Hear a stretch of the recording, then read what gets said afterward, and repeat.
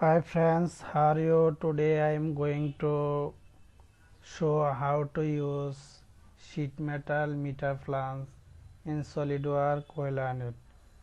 At first open the SolidWorks software, then go to File and click New, click Part and click OK. Now go to top plane and sketch. Now draw the rectangle to origin, select. Give the dimension, this line dimension 100, select. Now this line control this line equal. Okay. Now go to isometric view and feature and sheet metal and base flange. Here use 1 mm. Okay. Now go to meter flange and select here. Go to normal tool and draw the line here, this point, select. Now give the dimension, this line dimension 99 and this line dimension 20. Okay, select. Now go to isometric view and select exit.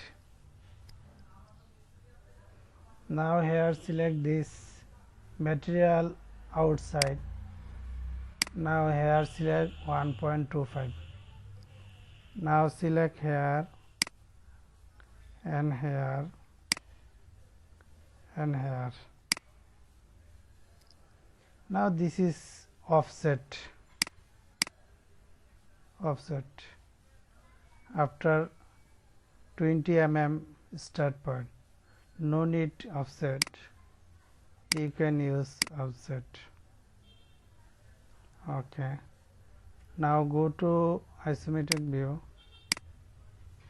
You can here use gap as well as 15 radius, this radius. Okay. Go to isometric view. Now here select shaded tools. Now you can use flatten. This is flatten. Okay, select here. Go to isometric view. Now you can use color. Use. Now select this color. Okay. Go to isometric view. Now this line height, no need. This line select.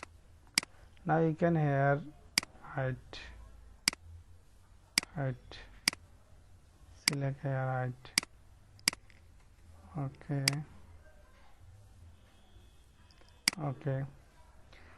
Thank you all everyone, share and like.